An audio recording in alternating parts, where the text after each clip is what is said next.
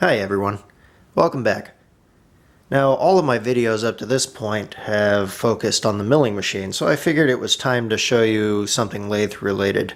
And I wanted to show you this. This is a device I made for supporting the end of long workpieces as they come out the back of the spindle.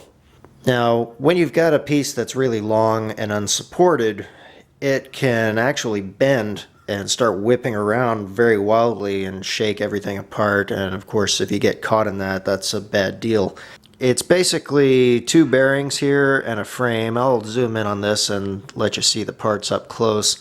It's on a stand made out of a piece of thin wall pipe. This is actually all thread here, and then I use a plow disc for the base. And I had to cut off the end so I could get it close enough to the lathe. I'm not much of a welder, so I'm not going to show you the welds. They're pretty bad. But basically, you don't even need to do this with a plow disc. You could do this with any heavy base, a nice thick piece of steel or something like that.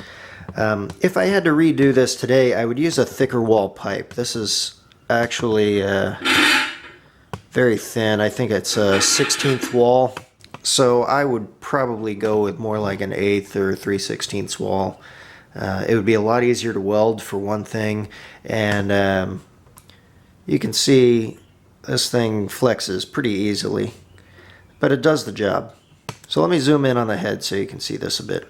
So the head consists of this main body, and the way I did that was you can see these walls here. I actually used a piece of channel iron there.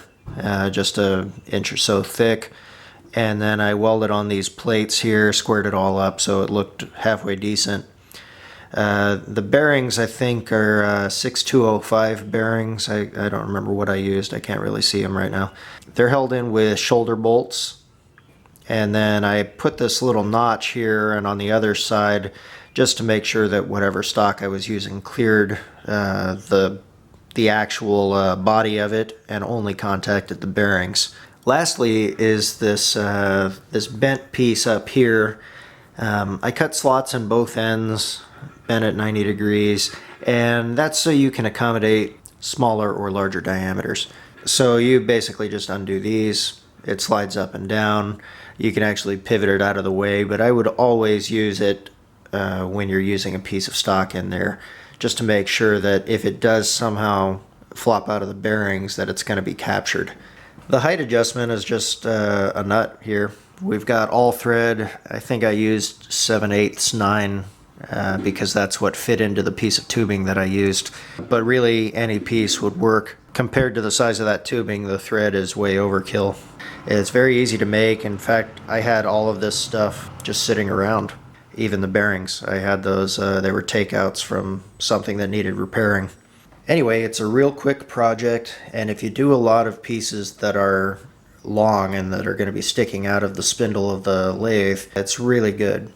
Another way of doing this, I've seen some similar to this, that's a stand, and instead of roller bearings, they just have a piece of tubing maybe 6 to 8 inches long, which would be 150 to 200 millimeters long, about the same size as the spindle tubing.